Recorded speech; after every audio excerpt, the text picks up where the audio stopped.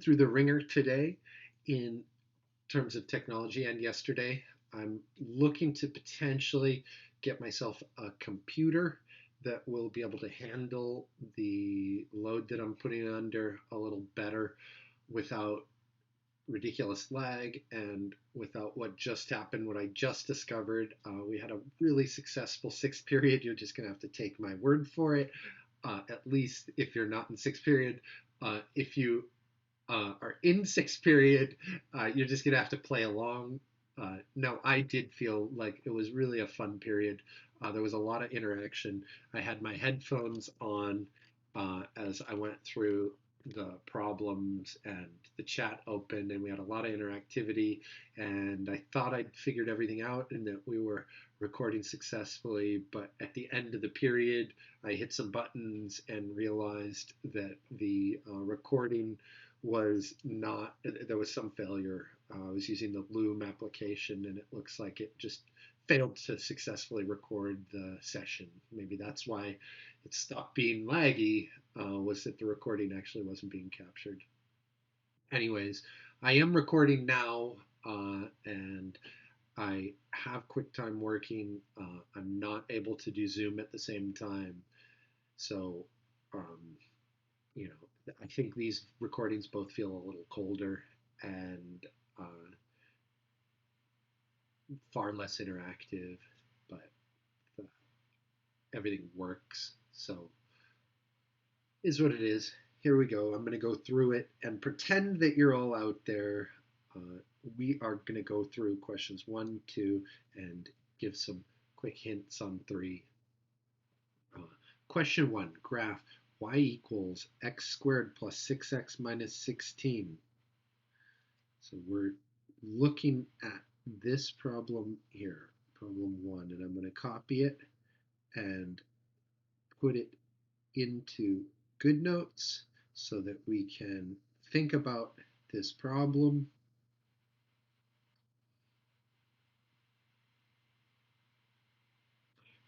Graph that equation, adjust the window to properly fit the graph, trace the graph and find the value of y when x is negative 7. This Doing this problem is going to allow us to think a little bit about how the graphing calculator works and about how we can adjust the window to properly fit the graph. Let's go to our graphing calculator. We're going to put that equation in. Let's go to a standard zoom setting. Actually, let's put our equation in first. I'm going to leave those there, but disable them. If I go over to the equals and hit enter, it accomplishes that goal, just so I don't have to type them later. X squared plus 6x minus 16. Doing the whole problem with the wrong equation would be kind of tragic, so let's double check. X squared plus 6x minus 16 looks good. Back to the calculator. X squared plus 6x minus 16, no issues. I hit graph, but before I do, I want to go to the standard zoom window. That's what you'll all see when you graph the equation. When we look at this, there's a few issues to focus on, a few things that we can do to make this graph look better. Um, the first, actually, for all of these, it's really helpful to have a good metaphor in your head of what of uh, for the graph. So the way I like to think of the graph, I like to think of the graph as uh, a plot of a pan, I guess, of caramels. Uh, and if I go and go back to the internet and I think of this as a bunch of caramels.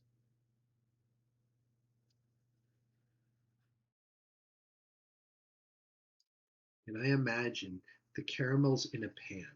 If anybody's ever made homemade caramels like this, it's really fun. Um, they're extremely stretchy, right? What you could do with that pan of caramels that I'm showing right now,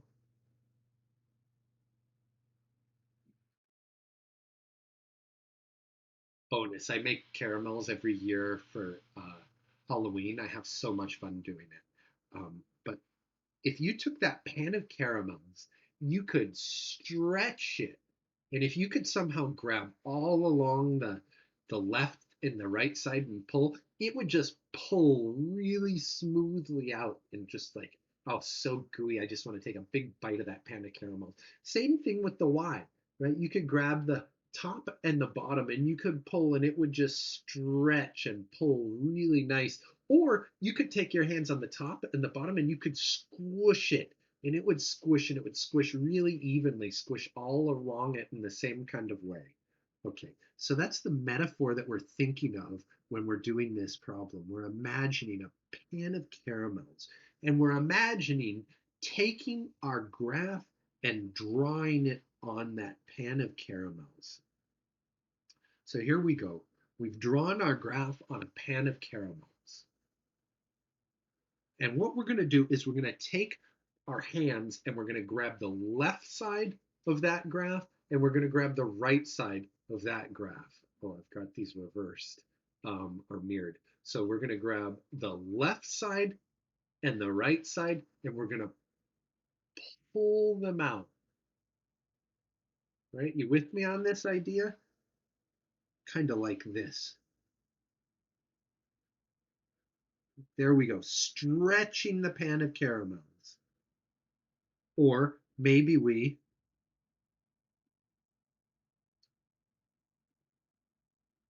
are going to grab the top and the bottom and we're going to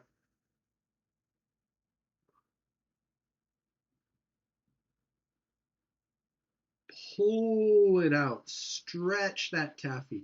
Or we're going to squish it really tight. And look at what happens when you squish it really tight, that pan of caramels, right?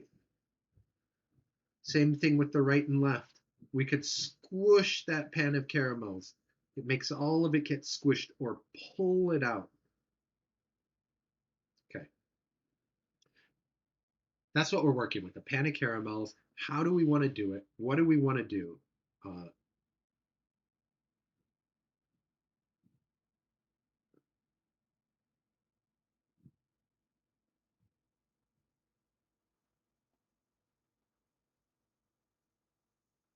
this part of the graph over here, it's kind of useless, isn't it? Look at that part of the graph. Look at that section that I just made white. There's nothing really very interesting in there, right? I don't really care about anything in there. So I want to get rid of that. So the way I'm going to get rid of that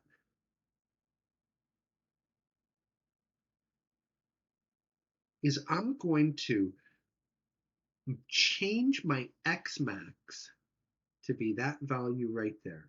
1, 2, 3, 4. My X max is going to be 4. Sorry, that red on purple is hard to read. Let me make that black. My X max is going to be 4. And what that's going to do is I'm going to take my X max side and I'm going to come in with it and grab it and I'm going to pull the taffy pan out to fill. And that purple part of the taffy, I'm just going to eat and grab it and pull out to fill the pan. Right? Can you picture that happening? I just kind of ignore that part of the pan, ignore that part of the pan,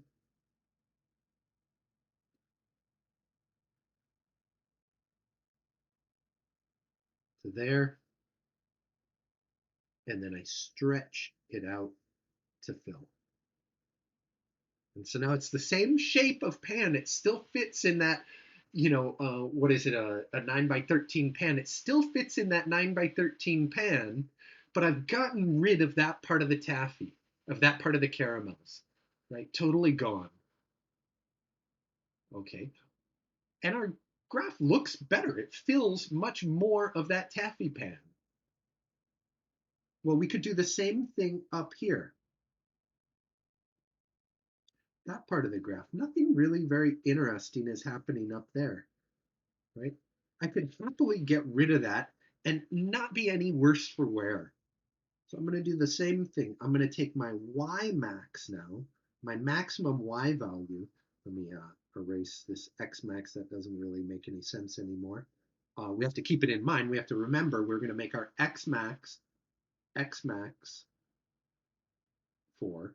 But now our Y max, we're going to look right there, and we're going to make our Y max, I don't know what that is, 3. Maybe I'll make it 4 just so I can remember. So my X max and my Y max, I'm going to make them both 4. And doing that is going to take my graph,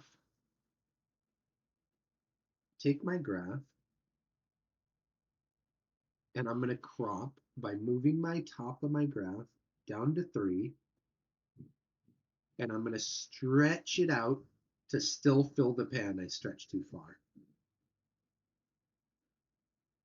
I'm going to stretch it out to still fill the pan. Oh, wait. I meant to. I thought I did that right.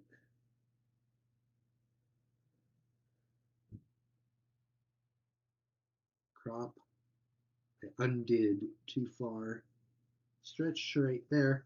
So I've got that picture, and then I'm going to stretch it to fill the same space. And it actually did it for me. It stretched it to fill the same space. No, maybe not. There we go. That's stretched. So now it looks really good, except notice down here, the bottom of this parabola, I can't see.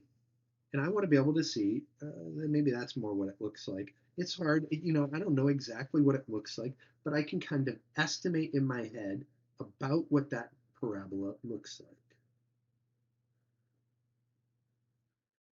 And I can say to myself, well, I want to see the bottom of that parabola. So now what we're doing in our caramel pen is we're going down below where the bottom is, and we're going to squish extra caramel that's kind of magically there. It's like what's that fable about the porridge in the pot that just keeps making porridge like as you eat more? Like imagine a caramel pan where you go down below and you just magically have more caramel and you squish it into the pan and then you've got extra thick caramel in that pan, right? So we're going to take our caramel pan and go down here to underneath and we're going to squish it all up to fit in. So we're going to go down to a y min, and we're going to make our y min something like negative 30 so that it gets underneath here. And if you're thinking about this distance from here to here as 10, maybe 20 would make it, right? That looks about the same distance, but I think you need to go a little bit further. So we're going to say negative 30. Right? Negative 20 might be enough. I don't know. I think negative 20 is still going to cut off some of the parabola. Negative 30, I bet will work. So let's go back and actually make these changes. We're going into the window setting with some understanding of what we're doing. We're going to make our X max 4. That's what we said. We're going to make our Y max 4, right? And we're going to make our Y min negative 30.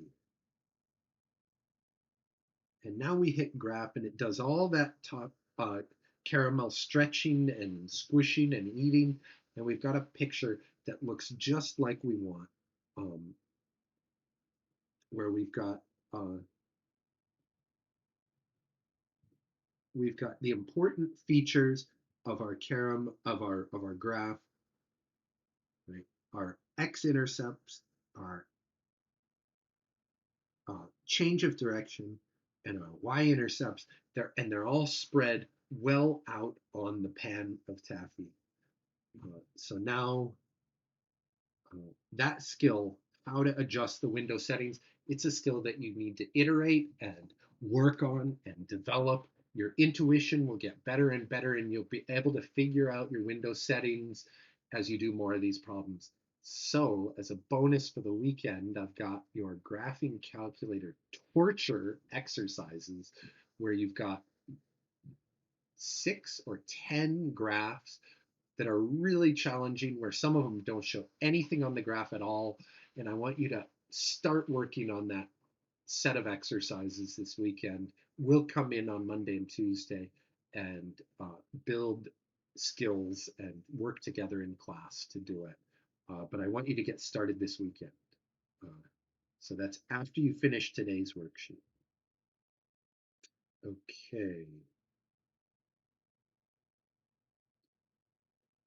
back to the picture. The next part of the problem says your once you've successfully adjusted the window to properly fit the graph, trace the graph and find the value of y when x is -7. So how do we use this now that we've got this graph? How do we use it? Well, we hit the trace button right here up above the arrow keys, trace, and it starts showing us the y value for a given x value. So we hit that trace button up above the arrow keys. It shows us x equals -3. If x equals -3, y is -25. If I move to the left,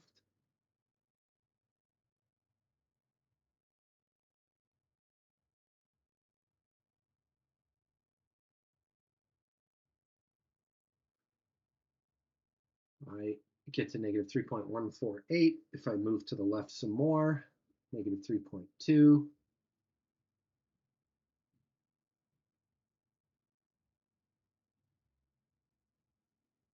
I've got a lag of approximately 10 seconds here. This lag is far too long for this to be functional.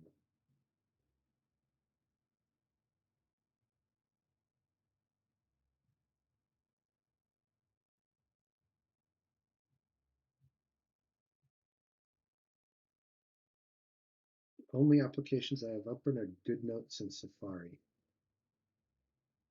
on my iPad. I don't think that's the issue.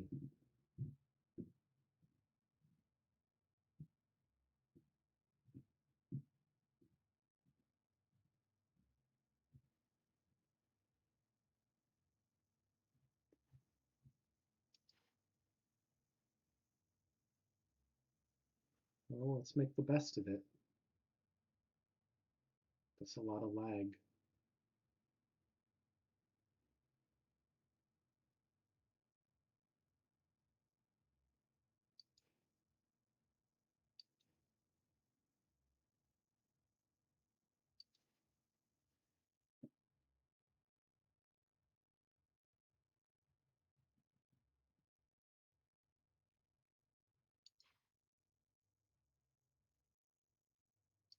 I'm going to turn down the resolution.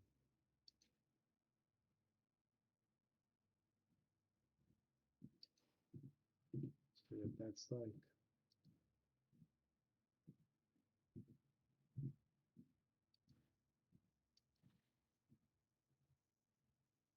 Still looks readable. It didn't look to get any worse, which seems implausible.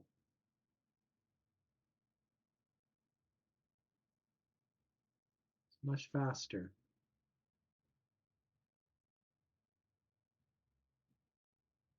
Yeah, that's much faster. Okay, so now we go over to -7 and we can click to the left arrow. First of all, it's annoying clicking left a whole bunch of times. But I finally get over to -7.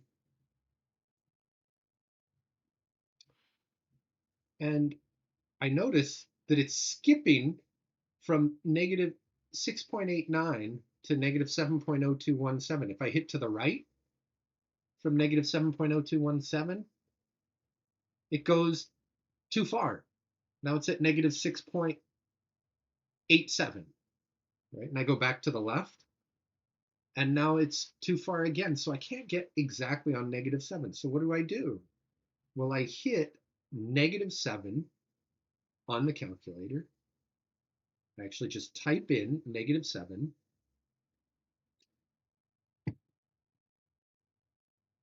and I hit enter.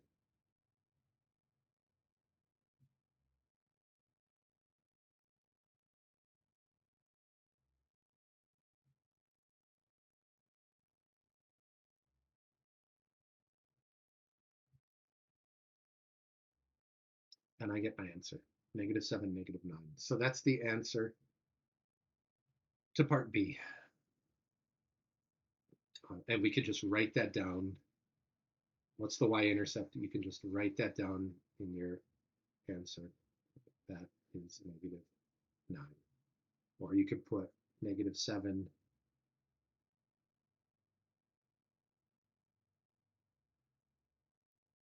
comment -9. Part C, determine the x-intercepts. How are they compared to solving the equation by factoring? Uh, so now we need to find the x-intercepts. So if we go back to here and we want to find the x-intercepts, well, the way the calculator is going to work for all of the x-intercepts is the same. So this is going to be the same for all these problems. The way we're going to find the x-intercepts, what I'm going to do, remember the calculator just makes a table. That's the way it operates, the way it does everything. Create some workspace here.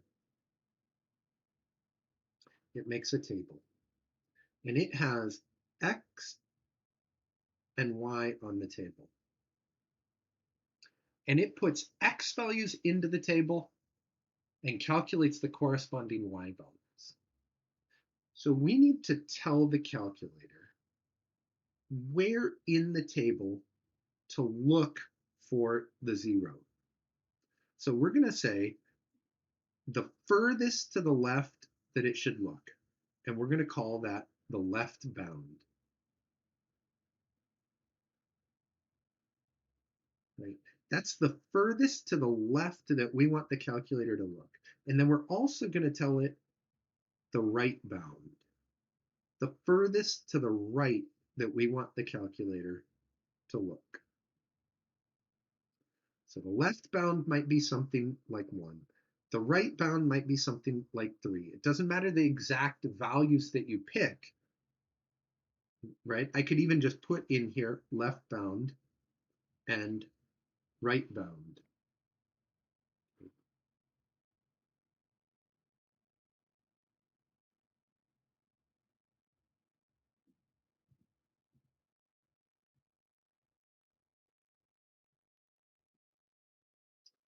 Right? But it helps maybe to have specifics in mind. So imagine that left bound being 3 and the left bound being 1 and the right bound being 3.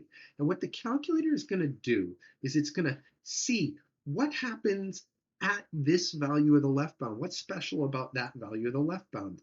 Well, at the left bound, the corresponding value is negative. At the right bound, the corresponding value is positive. Right over here at the right bound, that y value is whatever the x value is, that y value is positive, right? And over here, the y value at that point is negative, right? I don't know what the x value is, but the y value is negative.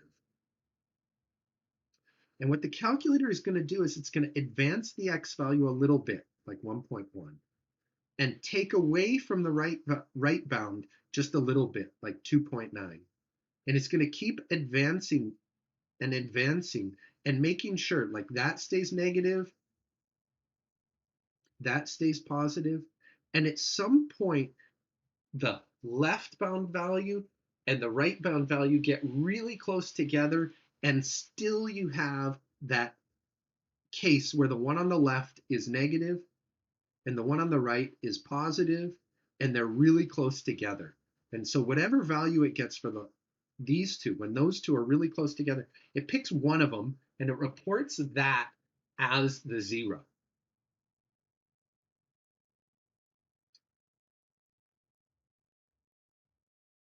It's ignoring everything to the left of the left bound. everything to the right of the right bound, and it's finding that point right there. So then I got, during class, I got a really good question. I got, what if there's no zero between the left bound and right bound? What happens if you pick the left bound and right bound so there's no zero between? Like the left bound is the wall furthest to the left that it's going to look. It's not going to look any further to the left than that. It's not going to look in this white area over here. It's only going to look between the left bound and the right bound in that region right there. And look at the curve. In that region, there is a zero. So what if I picked my left bound and right bound? So now I have a curve that looks like, looks kind of the same shape, but I'm going to pick my left bound to be over here. Whoops. I'm going to pick my left bound to be over here and my right bound to be over here. And so there's no zero between that left bound and that right bound in that region. If I make my left bound right there and my right bound right there, you can see that in that area, there's no zero. What message is it going to give us? Let's try it out.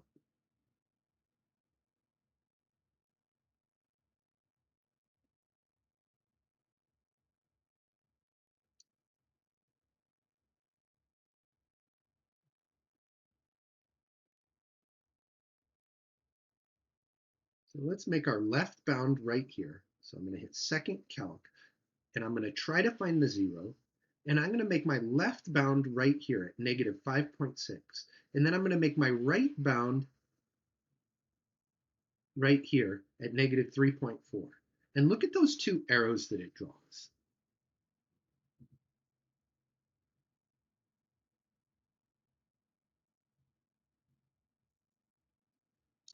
Between those two arrows, right there and right there, is there a zero in there? No. In there, there's no zero. And let's see what error message it tells us. We get our guess really close right there, or we get our guess somewhere between the left bound and the right bound, and we hit enter a third time, and it says this error message, no sign change, right? What that's telling us is that between that left bound and that right bound, at no point does it change from positive to negative. That's kind of an instructive error. That error is telling us a lot about how the calculator is doing its work.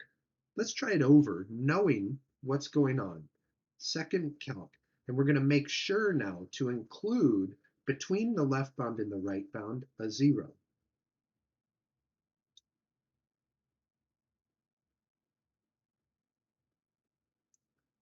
Again, I could just enter in a number here, enter in 1, but I kind of want to show here, is this a good place to put my left bound? No, it isn't. It isn't. What I need to do when I get to this point really close to the zero is I need to hit the left arrow a couple of times. And I'm going to go right back to 1 so that we've got plenty of space in there. And here, is this a good place to make the right bound? No, it isn't, because I'm not to the right of the zero. I'm going to hit the right key a couple of times and get over to the right side and hit enter a second time. And now you see those arrows that it puts? That is the left bound and the right bound. And it's looking between that left bound and right bound for a zero. And we see that in between those, there is in fact a zero. So I can take the cursor back over, get as close as I can, hit enter a second time, and there we go. We've got our zero right at 2, 0. I could do the same thing and get another zero over here on the left side at negative 8, 0. That's the answer to part C. What we're going to do is we're going to use our graph now to answer part D and E.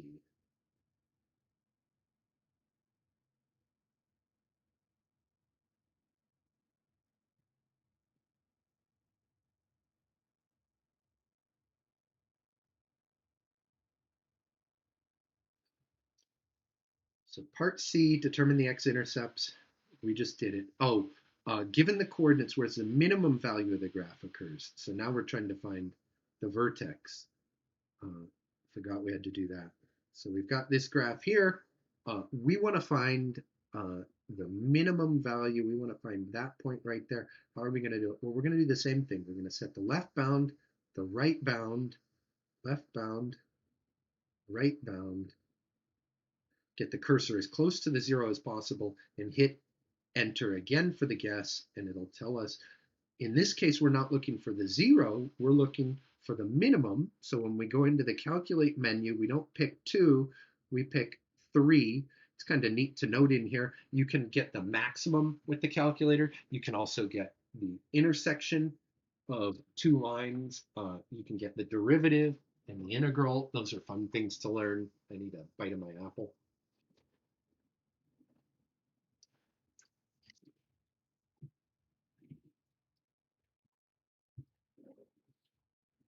Mm.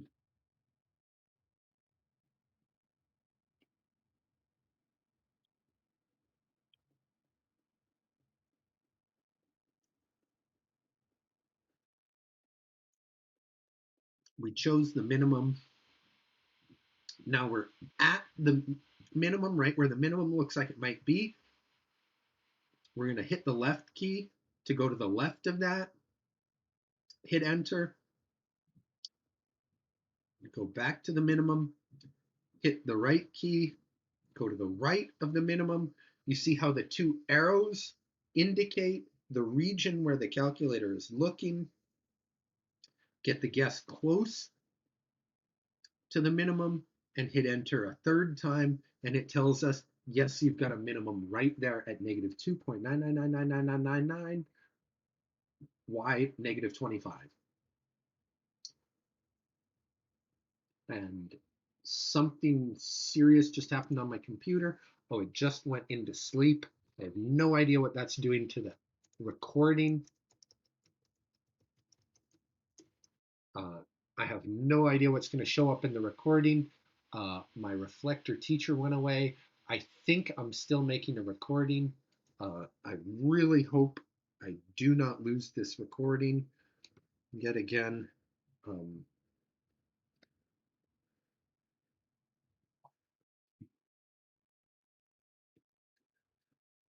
there we go. So negative 2.9999. It's important to note the way the calculator is working, right, with this table here.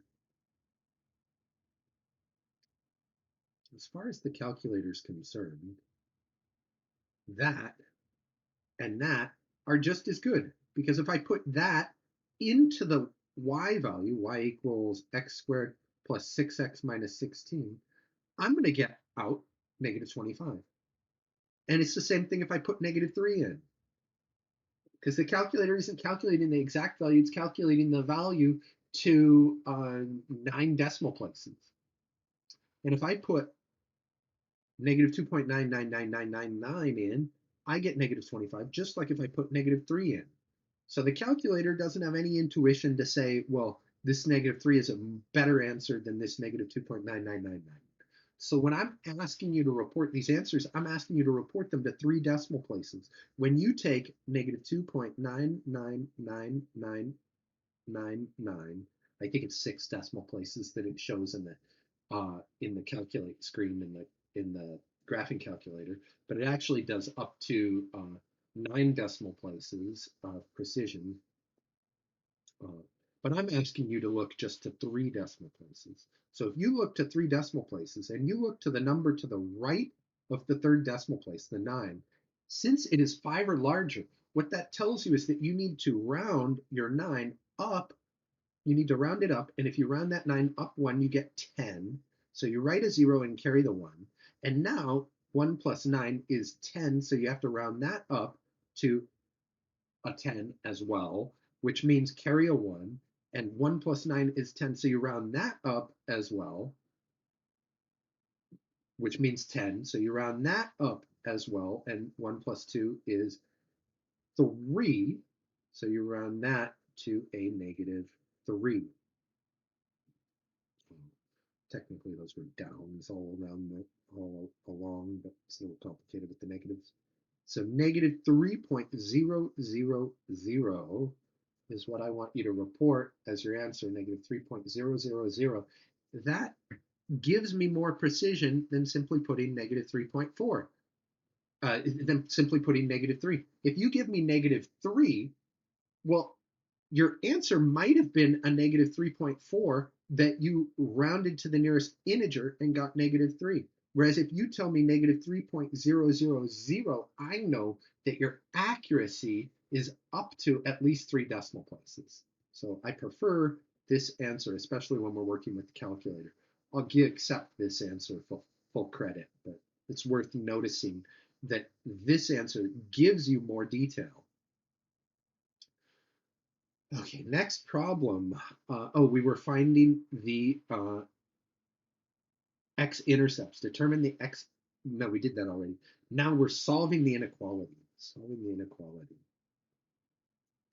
So how can we use this graph to solve the inequality? Well, let's think about what's going on with this graph. This graph shows us y equals x squared plus 6x minus 16. And we're being asked to solve x squared plus 6x minus 16 less than 0. The first thing you need to notice is that those expressions are the same. Then you need to remember what it means for a point to be on this graph with respect to this equation, right? Every point on the graph is a solution to the equation. Every point on the graph is a solution to the equation.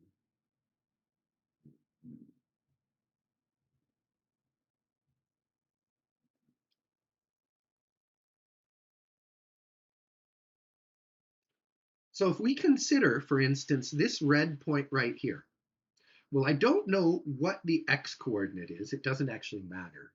But I know something important about the y coordinate. I know that it's negative. Why is that important? Well, think, if I take this x value and I plug it in there, what am I going to get for the y value? I'm saying that I'm going to get a negative output for the y value. Okay, this expression down here is the same as this expression. So what's that expression going to be if I plug this x value of that point in? It's going to be a negative number. And what do I know about a negative number with respect to 0? I know that it is less than 0. So this point right here, this red point, is a solution to that inequality.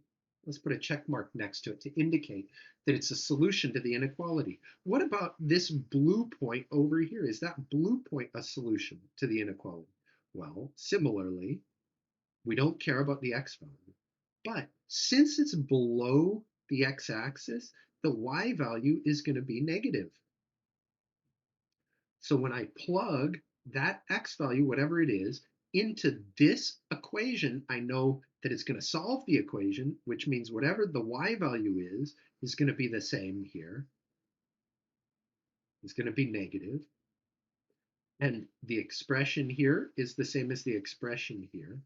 So this negative value here is going to be the negative value that we get here. So it's also, this point here is also going to solve the inequality. What about this pink point up here? Pink point. Well, we don't care about the x value, but the y value is positive. Since it's a positive y value, this value here is also going to be positive. And what do we know with a positive value with respect to being less than 0? We know that positive numbers are not less than 0. So that pink point will not solve the inequality. And wrapping all this together, uh, we know that point is 2 because we just solved it. We know that point is negative 8. I didn't show you, but hopefully you've calculated it on your own. Uh, which points are going to solve the inequality? Well, every one of them that is down below the y-axis.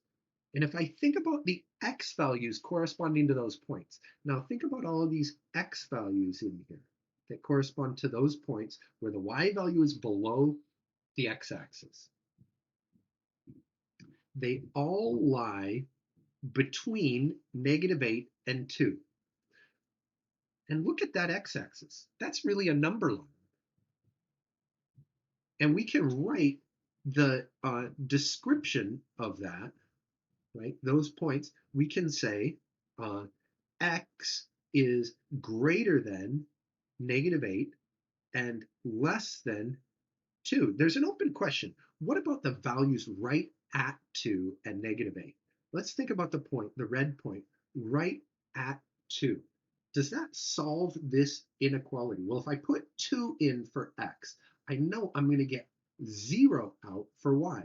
I put 2 in for x here, if I put 2 into that for x, I know I'm going to get 0 out for y, which means this expression, which is the same thing as this one, is also going to give me 0. And is 0 less than 0? No, it's not. 0 isn't less than itself. So we have to not include that point. And the way we do that is we use an open circle. So we have an open circle, and we indicate that down here with the inequality statement by not having an equal sign underneath. No equal sign. Take that away. There is the answer, and I think that's part F. Part E asks for the same kind of thing, x squared plus 6x minus 16, but greater than or equal to 0.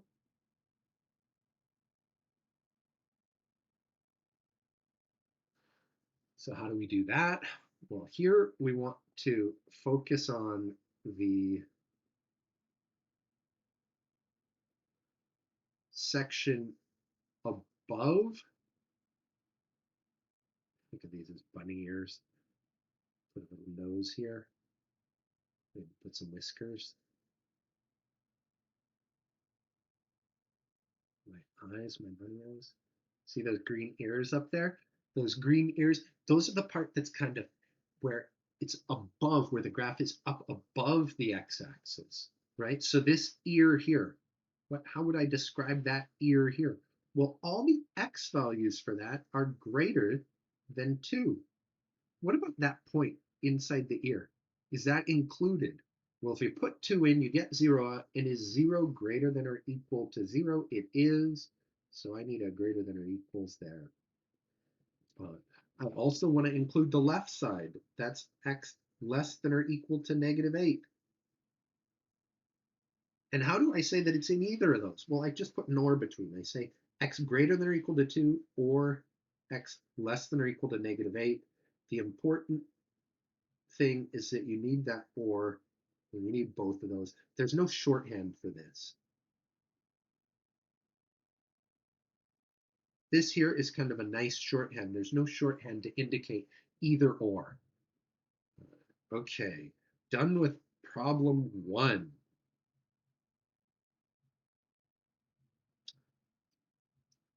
Problem 2. Here we go. Let's take a screenshot of problem 2.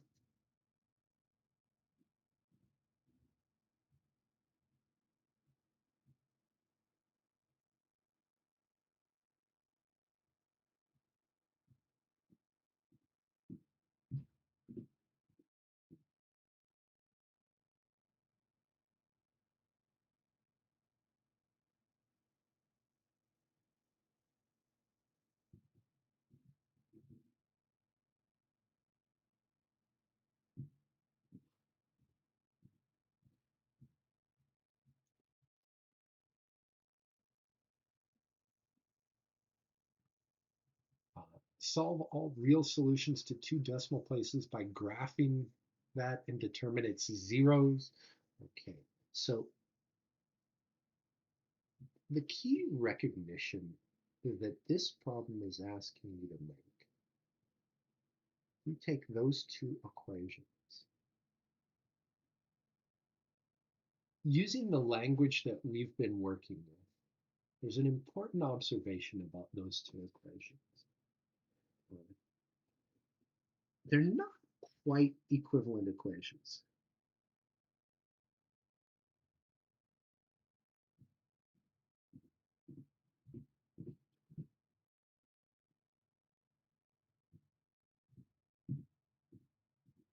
They're not quite equivalent equations, but they almost are. And there's something I can do to make them equivalent equations. What I can do to make them equivalent equations is I can plug 0 in for y. If I plug 0 in for y, then I get 0 equals x cubed plus 3x squared minus 7x minus 15.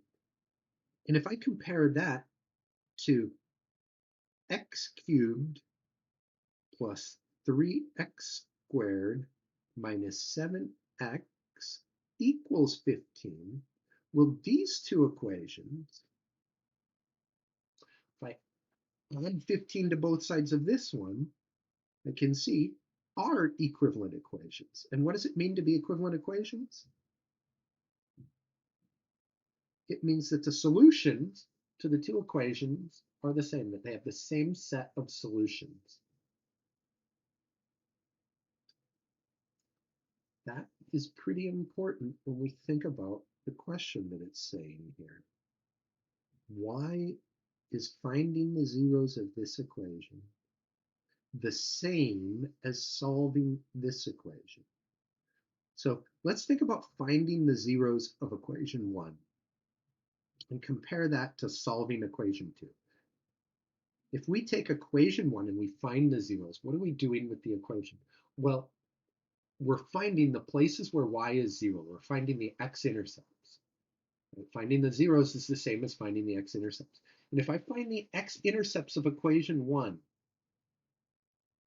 I put 0 in for y, well, all of a sudden we've got equivalent equations. So whatever the zeros are for equation 1 are going to be the same as the solutions to that equation. Okay. So let's do it. Let's take equation 1, plug it into the calculator, and find the zeros. Hit the on button, it's already on. Go to the y equals setting. Let's turn off y3. And now I'm going to look at y1, and that's almost exactly x cubed plus 3x squared minus 7x. Oh, I was supposed to have minus 15, so minus 15. So now I've put that equation in for y1. I'm going to go to zoom and go to the standard zoom settings so that we're starting from the same place. I'm going to make the observation that I can see on this window my x-intercepts. I can see a bunch of x-intercepts. I can't kind of see what's happening to the graph down below, so I might want to change my window settings to make it go down a little bit further.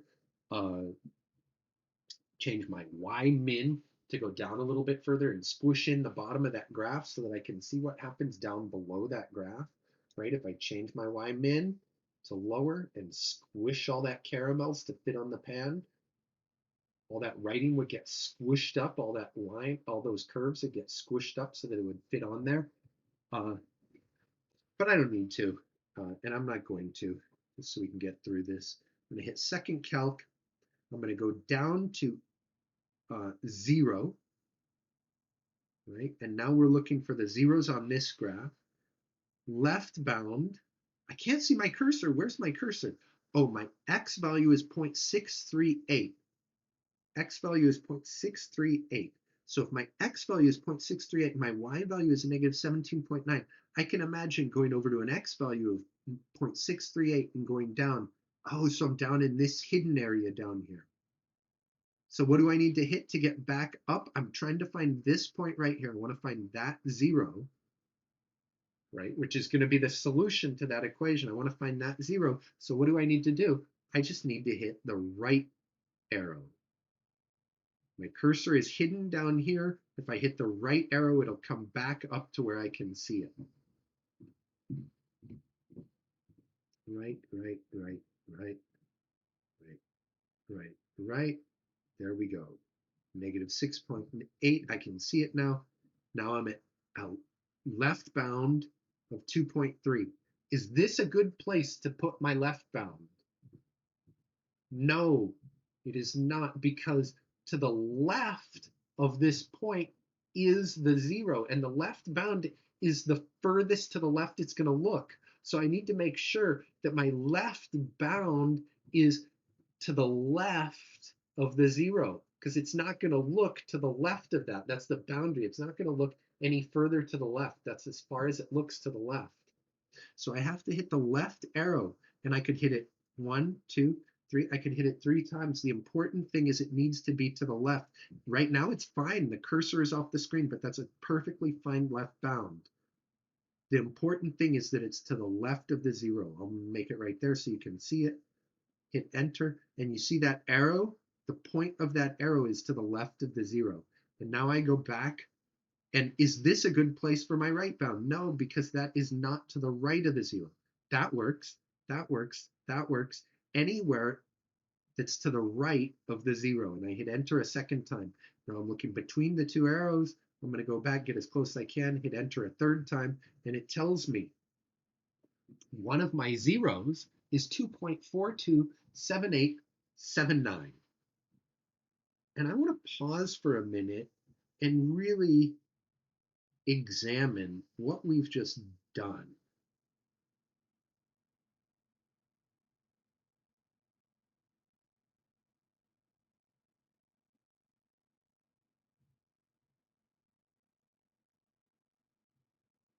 We started with this equation right here, x cubed plus 3x squared minus 7x equals 15. And we used the graphing calculator with just a few button pushes to get a solution to that equation.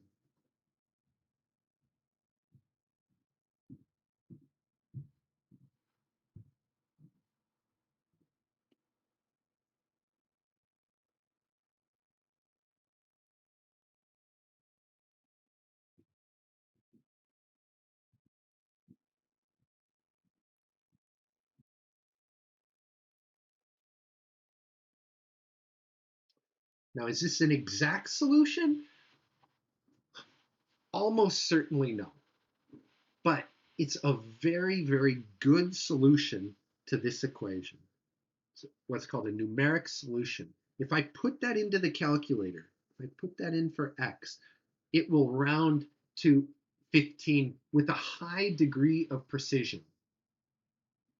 And we were able to do this for this equation. And I talked to my sixth period class. No one had even seen one of these graphs before. It's what's called a cubic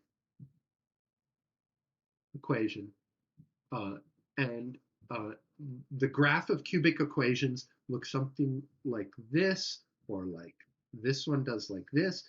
And we're going to learn this year how to make these graphs and how to use our intuition to figure out what they look like, whether they look like that or whether they look like that, and lots of other things about cubic equations. Uh, but with the calculator and a few button pushes, we were able to solve one in a way that would be very challenging to do algebraically.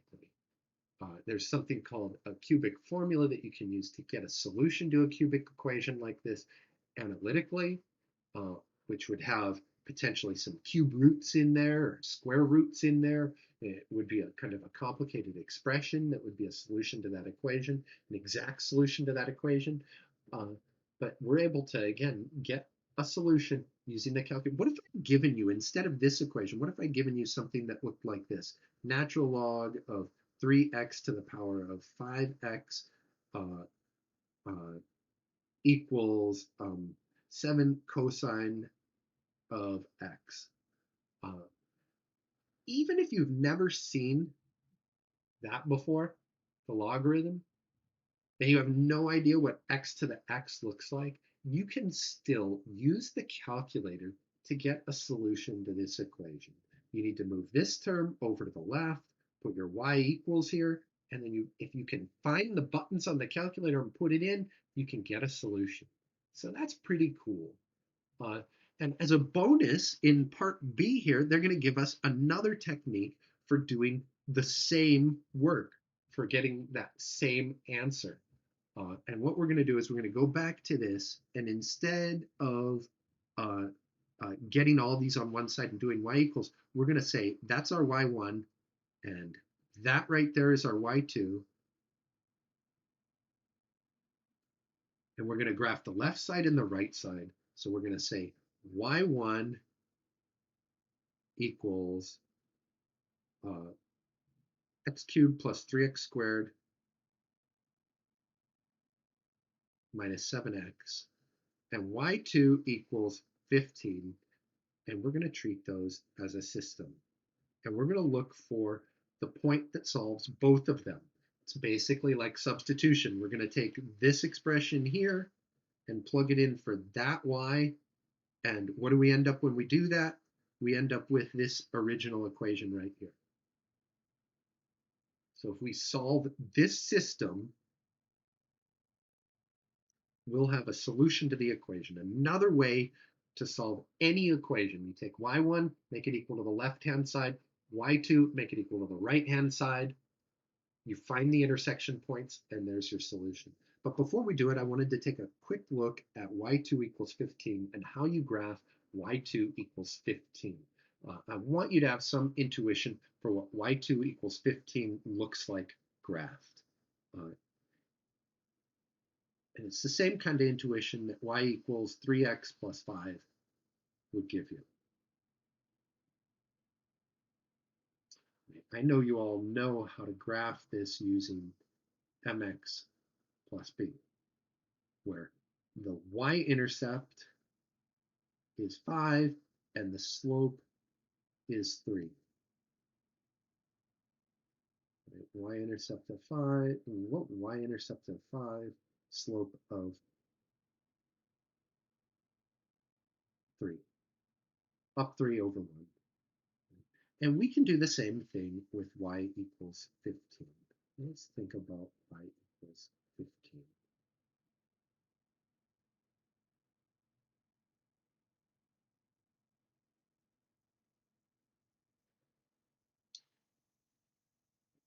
We're going to start by making a table. And if I put 0 into this table, if I make x equals 0 and I plug that into here, what do I get out? A lot of students tell me, oh, we're going to get 0 out for y. But my response to that is always, wait, where's that 0 coming from? What am I doing with the x to get 0? Well, 15 times 0. Wait, where's the 15 times? What tells me to multiply 15 by x? Right? Oh, but maybe you raise it to the power of. No, there's nothing, there's no x showing up in this side of the equation at all, right? That isn't 0. That's just 15. Why is 15? What if x is 1? Well, there's no x there still, so it's just going to be 15. What if x is 2? It's just going to be, no matter what you put in for x, you're always going to get an output of 15. And now if I graph those points, 0, 15, 1, up 15, 2, up 15, right? I'm going to get all those points on that line right there.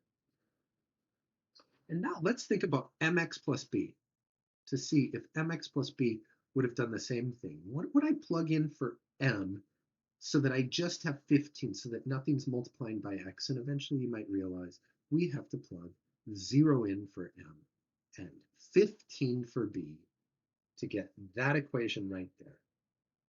So our slope is 0 and our y-intercept is 15. So there's 15. And my slope is 0, which means I go up 0 and right, let's say 1. Right? Or I repeat it, up 0, right 1, and I get that point. Up 0, right 1, and I get that point. Up 0, right 1. Right? And you get, counting the slope, the same horizontal line at y equals 15. Okay, so now back to this system and just kind of set us up for being able to notice something when we graph this. So let's graph this now. We already have everything here except for that minus 15. I want to take the 15 away. Delete, delete, delete. I put 15 for y2. I'm going to turn that on. And I hit graph. And first of all, what happened to our graph? What just happened? Well, it shifted up 15. We added 15 to the output of the function. We added 15 to every point. Added 15, every x value, no matter what you put in for x. Right? You cube it, you add 6x squared, you do subtract 7x, and then you add 15. So adding 15 is going to move up every one of those points by adding to the output 15. But then you notice, where's the line? I thought there was supposed to be a line. Oh, the line is at y equals 15, right? Every one of those points has a y value of 15. What do we have to do? We have to go back to our toffee, our caramel pan, change our y max to up above 15 and squish that line into the caramel pan. So what's a good y max value? We could make it 15 and then it would just barely fit. We're going to make it 20 so that we can see a little bit above the line. And when we do that, it squishes the line on down, and there we can see the line on the caramel pan, and we can see our intersection points. I can hit second, and now the way intersection works on the calculator is a little different from zeros and minimums and maximums. The challenge that you have with intersects is you can have more than two equations on your graph, right? We have y1 and y2. We could be graphing y3 as well. Y3 was the parabola, right? I think it was a parabola facing the other way. Y3 was this parabola. And we could have y4 is like maybe a line like that, and y5 is like that here. And the calculator, when we're trying to do an intersection, when we're trying to find an intersection, is going to say, well, which ones do you want to find the intersection of? You want this point right here. Which ones are those? And you need to tell the calculator, well, I want to find the intersection of y1 and y2. So it's going to say first function, question mark. And you've got to tell it which one is your first function. And then it's going to ask second function, question mark. And you really have a choice here. You can say anything you want for your first and second, for your first function. You can say either y1 or y2. You wouldn't want to say y3, y4, y5, right? You want to say one of those two. But if you say y1 for your first, that's fine. What about the second one? What if I make y1 the second function as well? Where does y1 intersect itself? Everywhere. There's infinitely many points. So whatever your guess is going to be what it'll tell you as your intersection point. You need your second function to be different from your first function. So we're going to make our second function y2. I could do it the other way around too, just as good. y2 and y1, that works. You just don't want them to be the same. Okay, so now I go back and I do it. I hit second, I hit calc, I choose intersect, option 5. I'm looking for the intersection of the curves. The way you switch now is you hit the up arrow, right? If I hit the up arrow, it switches. You can see in the top left, y1, right? That's the answer to this first curve question. I could hit the up arrow or the down arrow to switch between the different ones. Now I'm on y2 is my answer. Back to y1. I hit enter for y1. Doesn't really matter, but it puts that plus sign there to indicate that that was your first curve. And now your second curve, That would be a bad answer for my second curve. I'm just making it y1 again. I want to hit up, and now I hit enter to make y2 my second curve. And now it says guess. Well, I take my little spider cursor and move it over because I'm going to look for that intersection point, and I hit enter, and look at what I got, 2.427879. Is that, do you remember that? Did we see that already?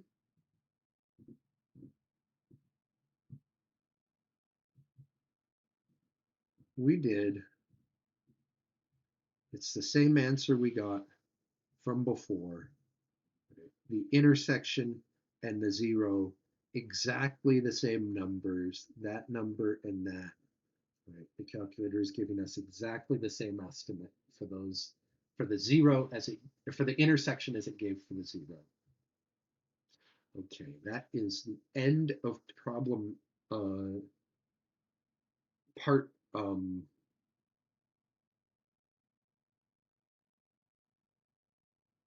It's the end of part B of problem two. Uh, Part C is asking you to find the minimum of the graph. Uh, Very similar to 1D.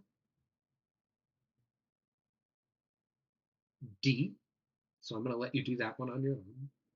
2D asks you to do it with the inequality, very similar to 1F, what we did for 1F. So I'm going to ask you to do that one on your own. 3 is a challenging problem, and it's worth really digging into. I'm not going to go through the whole thing, but I'm going to talk about how to do 1A and 1B and C, 1A through C. I'm going to leave you to think about D and E on your own. But we're going to talk about 1A, B, and C, and I'm not going to go quite into as much detail on this as the other ones.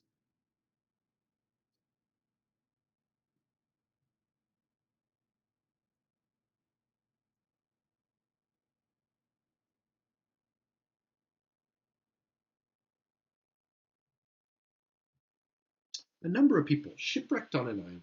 The population of the island grew for 20 years. So there's a couple of assumptions that you need to make that uh, are not obvious and aren't really stated. A number of people were shipwrecked on an island. The first thing they want you to assume here is that before the shipwreck,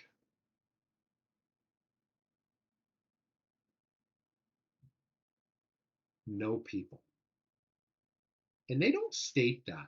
And that's like kind of a real fault of the problem. It should really say that before the shipwreck that there were no people. Without that, you don't really know uh, how many people there were when the shipwreck happened.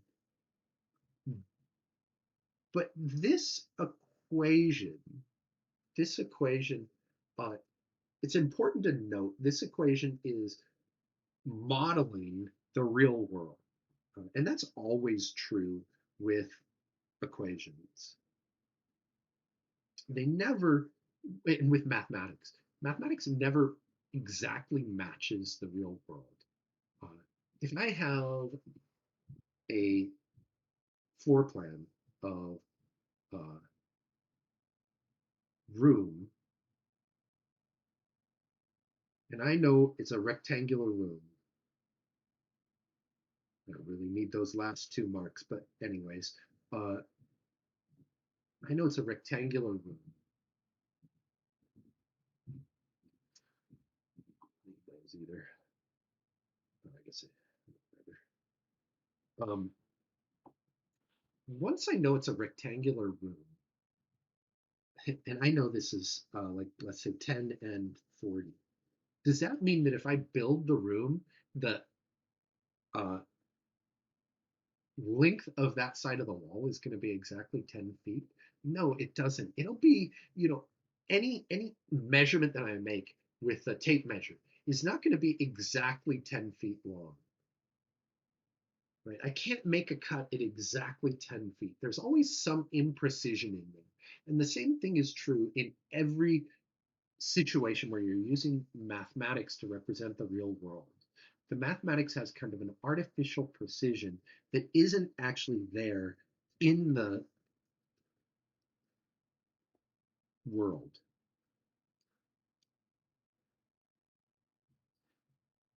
Same thing is true here. There's values for t that you're going to plug in where you're going to get as an output non-integer answers. Does that mean that on the island they have 0.35738179 people? No, it doesn't at all, right? Remember, the function is just a model for the world. And it's important to keep that in mind when we're thinking about uh, these kind of problems. Um, okay, so y is 0 less than x less than or equal 20, an appropriate x range for the window. Well, they tell us that this function is modeling the population from the time of the shipwreck until they're rescued at 20 years, right? After shipwreck, how many people are left? Well, that's another assumption they want us to make. After the shipwreck, no people. Everyone's going to leave. And you don't actually need to assume that to make sense of the question. The important, but you do need to recognize that this function is only intended to model the population on the island from the time of the shipwreck until the end of the shipwreck, right? And the end of the shipwreck is when t equals 20, when time equals 20. So if we set our x range to that, uh,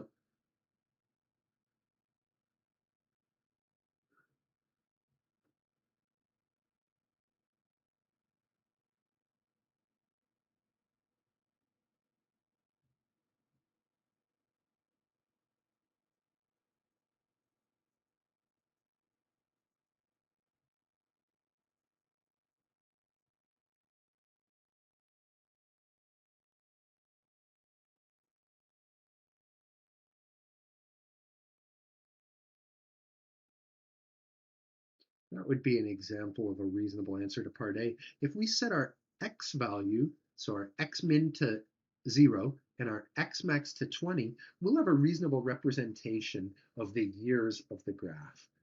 Um, what is an appropriate y range? Well, we have to figure out what's going to happen to the y values when we set our in that function when we set our x values. And if we set our x values to 0 up to 20 and our y values here, whatever these y values are, we want to find the lowest y value, the lowest one, and we want to make that our y min. And the highest y value, whatever it is, somewhere in there, we want to make our y max.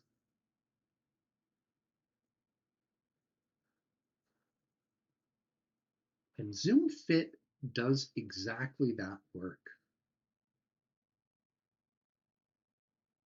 And so when you put this equation into y equals, you use zoom fit, it adjusts your y min to the lowest value, your y max to the highest value.